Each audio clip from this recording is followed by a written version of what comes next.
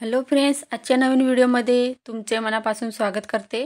तर आज आपण बघा प्रिन्स कट ब्लाउज आहे, तर तो कसा शिवायचा आणि पफ येण्यासाठी एक ट्रिक सांगणार आहे मी। तर व्हिडिओ तुम्ही शेवटपर्यंत नक्की बघा। तर इथे बघा या ब्लाउजची कटिंग याआधी मी तुमच्यासोबत शेअर केली आहे, त्याच्या व्हिडिओची लिंक मी डिस्क्रिप्शनमध्ये देऊन देईल। आता इथे बघा अस्तर आणि कापड मी जोडून घेतलेले आहे। आता प्रिन्स कट ब्लाउजचे अस्तर आणि कापड कसं जोडायचं त्याचा सुद्धा व्हिडिओ आहे, त्याची लिंक मी डिस्क्रिप्शनमध्ये देऊन देईल। तर सर्वात पहिले बघा इथं पाठीमागचा जो पार्ट आहे तर तो मी सिंपल असा गोल गळा घेतलेला होता। तर आता टक्स कसे घ्यायचे ते पाहूया। तर इथे बघा या ब्लाउजची पार्ट जी आहे तर ते मी इथे 3.5 इंच ठेवलेली आहे। आता बघा गळ्याकडून आपल्याला 4.5 इंचावरती मार्किंग करायची आहे। त्याच्यानंतर बघा 4.5च्या तिथून आपल्याला वरती 4 इंचावरती उभा टक्स आहे तो घ्यायचा आहे। तर गळा लहान मोठा राहतो त्याच्यानुसार इथे बघा आपल्याला टक्सची मार्किंग करायची असते। आता व्यवस्थित असे दोघं कापड आपल्याला या पद्धतीने पकडायचे आहे आणि खाली अर्धा इंचावरती मार्किंग केली आणि सिंपल बघा जिथं आपण 4 इंचावरती मार्किंग केली होती तिथपर्यंत तिरकस अशी शिलाई मारून घ्यायची आहे आपल्याला, म्हणजे टक्स आहे तो शिवायचा आहे। तर आता दुसऱ्या साईडने सुद्धा आपण त्याच पद्धतीने इथे शिवून घेऊया बघा। तर तुम्ही या पद्धतीने जर ब्लाऊज शिवला तर बघा तुम्ही दिवसाला 2 ते 3 ब्लाऊज सहज शिवू शकता। तर खूप सोपी पद्धत आहे ब्लाऊज शिवण्याची आणि कटिंगची सुद्धा खूप सोपी पद्धत आहे। आता बघा पाठीमागचे जे टक्स आहे तर ते ब्लाऊज घातल्यावरती मागे दिसायला नको यासाठी बघा दोघं टक्स होते ते समोरासमोर केले मी आणि एक इथं अर्धा इंचावरती शिलाई टाकून घेतली बघा, ते पॅक होऊन गेले इथं। आता पुढचे पार्ट आहेत ते कसे जोडायचे ते पाहूया। तर इथे बघा दोघं पार्ट आहे ते सेपरेट करून घेतले मी इथं। त्याच्यानंतर बघा साइड पार्ट आहे तो मी या पद्धतीने एकमेकांवरती ठेवायची आहे। आता कटोरी जी आहे ती खालच्या साईडला ठेवली मी सरळ बाजूकडून आणि आपला जो साइड पार्ट आहे तर तो वरच्या साईडने ठेवलेला आहे। आता अर्धा इंचची मार्जिन घेत इथं या पद्धतीने आपल्याला शिलाई टाकून घ्यायची आहे, म्हणजे ते दोघं पार्ट आहे ते जोडायचे आहे। तर बघा इथं दोघं साईडने मी जोडून घेतलेले आहे आणि दोघं पार्ट होते ते आणि डबल टिप लगेच टाकायची आहे। तर बघा इथे पफ आलेला आहे व्यवस्थित। तर अजून एक ट्रिक सांगते तुम्हाला बघा, या पद्धतीने दोघं गळ्याकडचे जे दोघं पार्ट आहे आपले तर ते या पद्धतीने एकमेकांवरती ठेवायचे आहे बघा इथं या पद्धतीने। आता जे आपण दोघं पार्ट जॉईंट केलेले आहे तर तिथे शिलाई नसते, तिथून आपल्याला 1.5 इंचावरती मार्किंग करायची आहे आणि या पद्धतीने बघा मी किंचित पाव इंचपेक्षा इथं कमी अंतर घेऊन आपल्याला जो टक्स आहे तो शिवून घ्यायचा आहे। तर बघा इथं मी व्यवस्थित शिवून घेतला आणि पफ बघा किती छान आलेला आहे ब्लाऊजला। आता दुसऱ्या साईडचा पार्ट सुद्धा आपल्याला त्याच पद्धतीने जोडायचा आहे। तर बघा कटिंग जर परफेक्ट राहिली आपली तर ब्लाऊज जो आहे तो आपण शिवल्यावरती तो एकदम परफेक्ट येतो। तर त्यासाठी बघा या पद्धतीने कटिंग सुद्धा पहा तुम्ही आणि या पद्धतीने तुम्ही ब्लाऊज कसा शिवायचा तो सुद्धा मी इथं खूप सोप्या पद्धतीमध्ये तुम्हाला सांगण्याचा प्रयत्न करते। तर या पद्धतीने बघा आता अर्धा इंचचं मार्जिन घेत इथं शिवून घ्यायचं आहे। तर कुठेही कापड बघा कमी पडत नाही, जोडताना तो बरोबर येतो। तर कटिंग परफेक्ट जर राहिली आपली तर ब्लाऊज चुकत नाही। तर दोघं पार्ट जॉईंट केले त्याच्यानंतर बघा आता आपल्याला इथं मधला जो टक्स आहे तर त्याची मार्किंग करायची आहे, आडवा टक्स आहे त्याची। तर दोघं पार्ट या पद्धतीने हुकाकडील दोघं पार्ट या पद्धतीने ठेवायचे आहे। आता बघा तिथं मध्ये शिलाई जी टाकलेली आहे दोघं पार्ट जॉईंट करण्यासाठी तिथून 1.5 इंच घ्यायचं। तर हे 34 साईजपर्यंत आपल्याला 1.5 इंच घ्यायचं आहे आणि मोठी साईज असेल तर तुम्ही तिथं 2 इंच सोडायचं आहे, म्हणजे पफ आहे तो एकदम परफेक्ट येतो। आता बघा दोघं पार्ट आहे ते एक सरळ बाजूने ठेवला आणि एक दुसरा आहे तो त्याच्यावरती उलट्या बाजूने ठेवलेला आहे। आता बघा पुढचे जो पार्ट होता तर तो तिरकस बरोबर यावा यासाठी बघा इथून खालून मी कट करून घेतलेला आहे। दोघं पार्ट सारखे करायचे। त्याच्यानंतर बघा आपल्याला खाली कमरपट्टी लावायची आहे। तर कमरपट्टीसाठी इथं बघा मी कापड घेतलेला आहे। तर तुम्ही जी पट्टी जी आहे ती 2.5 इंचची घेतलेली आहे मी। तर तुम्ही या पद्धतीने बघा फोल्ड करायचं आहे, डबल पट्टी जॉईंट करायची आणि खालून अर्धा इंचची मार्जिन घेत आपल्याला शिलाई टाकायची आहे। आता दोघं इथं आपण जे पार्ट होते ते जॉईंट केलेले आहे तर तिथे छोटीशी आपल्याला पट्टीला इथे चिवून द्यायची आहे बघा, म्हणजे ती पट्टी आतल्या साईडला कमरपट्टी व्यवस्थित फोल्ड होते। आता वरून एक दाबटीप द्यायची। त्याच्यानंतर बघा उलट्या साईडने ब्लाऊज फिरवून घेतला आणि सिंपल असं बघा एकदम कोपऱ्यावरती तिथं आपल्याला शिलाई टाकायची आहे। जो आपण पार्ट आता शिवलेला आहे त्याच्यावरती बघा या पद्धतीने। आता आतल्या साईडनं सुद्धा आपल्याला ती पट्टी आहे ती एकदम व्यवस्थित दिसते. एक्स्ट्राचा कापड कटिंग करून घ्यायचा. तर बघा इथं या साईडचा एक पार्ट आपला रेडी झालेला आहे. आता दुसऱ्या साईडचा पार्टसुद्धा आपण त्याच पद्धतीने जॉईंट करणार आहोत. तर त्यासाठी बघा पट्टी आहे ती फोल्ड करायची आणि अर्धा इंचाची मार्जिन घेत आपल्याला इथं शिलाई टाकायची आहे. आणि बघा इथं व्यवस्थित असं एक चून घ्यायची आहे छोटीशी आणि या पद्धतीने शिलाई टाकायची. वरून दाबटीप द्यायची जेणेकरून ती पट्टी आपली कमरपट्टी आतल्या साईडला व्यवस्थित फोल्ड होईल. आणि एकदम कोपऱ्यावरती टीप टाकायची म्हणजे आतून सुद्धा आपला ब्लाऊज आहे तो परफेक्ट दिसतो त्यासाठी. तर व्यवस्थित बघा या पद्धतीने शिलाई टाकून घ्यायची आहे. तर दोघं साईडचे आपले इथं बघा कमरपट्टी लावून झालेले आहे. आता आपण हुकपट्टी लावणार आहोत पुढे. तर जो आपला उलटा हात असतो तर त्या बाजूला आपल्याला लूप्स पट्टी लावायची असते. तर या पद्धतीने आता पाठीमागचा जो गळा कटिंग केला होता मी तर ती पट्टी इथे घेतलेली आहे. तिला बघा या साईडने आतल्या साईडने फोल्ड केले मी आणि व्यवस्थित अशी 1/2 इंच वरती आपल्याला शिलाई टाकून घ्यायची आहे. तर लूप्स पट्टी लावताना बघा हा पार्ट आहे तो उलट्या साईडने ठेवायचा आणि त्याच्यावरती पट्टी जॉईंट करायची आहे. आता सरळ बाजूने फिरून घ्यायची ब्लाऊजला आणि एकदम कोपऱ्यावरती अशी शिलाई टाकायची आहे. बघा पट्टी आहे ती व्यवस्थित फोल्ड करायची म्हणजे तिचं अंतर जे आहे ते 1 इंच यायला पाहिजे म्हणजे ती आपली एक्स्ट्राची पट्टी राहते. तर आता दुसऱ्या बाजूला आपल्याला हुकपट्टी लावायची आहे. तर हुकपट्टी जी असते तर ती तुम्ही 1.5 इंचाची घ्यायची तर ती परफेक्ट होते. आता तिलासुद्धा बघा तसंच मी आतल्या साईडला फोल्ड केलं. त्याच्यानंतर 1/2 इंचापेक्षा कमी अंतर घेऊन आपल्याला शिवून घ्यायची आहे. तर या पद्धतीने बघा वरून एक दाबटीप द्यायची.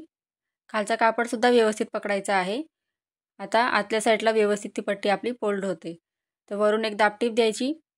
तर बघा खाली डबल टीप टाकली मी म्हणजे डबल शिलाई मारायची, शिलाई लॉक करायची. वरती आपल्याला या पद्धतीने एक्स्ट्रा कापड असतो तो कटिंग करून घ्यायचा आहे. आता बघा दोघं पार्ट आहे ते एकमेकांवरती ठेवायचे. आता पुढचा जो गळा आहे तर तो इथं थोडासा किंचित थोडा मला मोठा पाहिजे होता त्यासाठी बघा खडूने व्यवस्थित मार्किंग करायची आहे. तर तुम्ही ब्लाऊजचं माप जर दिलेलं असेल तर ते ठेवायचं आहे हुकपट्टीसाठी आणि ते ठेवून तुम्ही या पद्धतीने बघा मार्किंग करू शकता.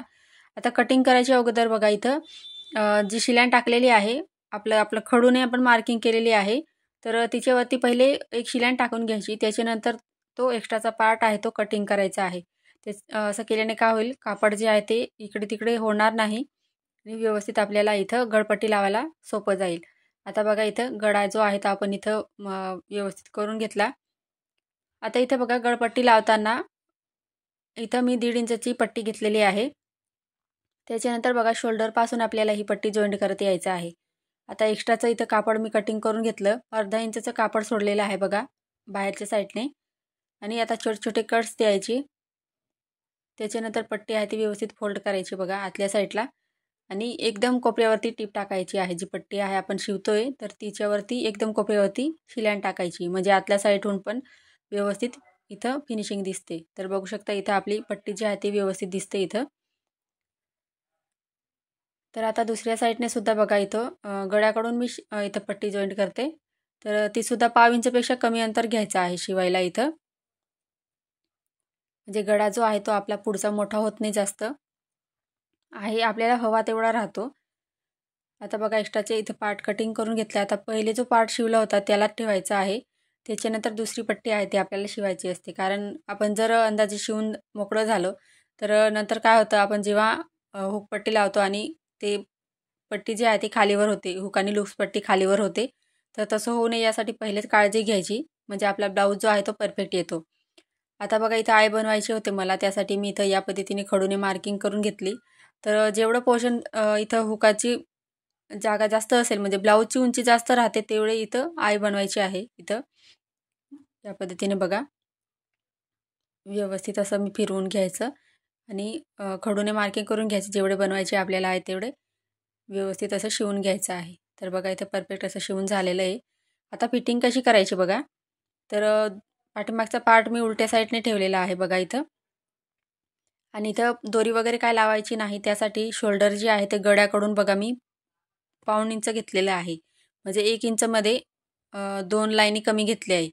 तर या पद्धतीने बघा एक्स्ट्राचं इथं 2-3 टिपा शिलाई टाकून घ्यायची आहे म्हणजे शिलाई लॉक करायची गळ्याकडून आणि तिथं गळ्याकडे आपल्याला फक्त तेवढं पाऊण इंच वाढवायचं आहे, म्हणजे डाऊन करायचा आहे गळा. आता फिटिंगच्या साईडने एक्स्ट्राचे धागे वगैरे असतील, एखादा पार्ट जास्त असेल तर तो कटिंग करून घ्यायचा. तर या साईडला बघा किंचित थोडंसं 2-3 लाईनी एक्स्ट्रा वाटत होत्या, त्या इथे मी कट करून घेते, म्हणजे बाही जोडताना आपल्याला व्यवस्थित राहणार ते. आता दुसऱ्या साईडचा पार्टसुद्धा आपण त्याच पद्धतीने जॉईंट करायचा आहे बघा. तर त्यालासुद्धा इथं व्यवस्थित बघा शोल्डरच्या तिथे व्यवस्थित लावायचं. पाऊण इंच इथं या पद्धतीने ठेवायचं आहे बघा.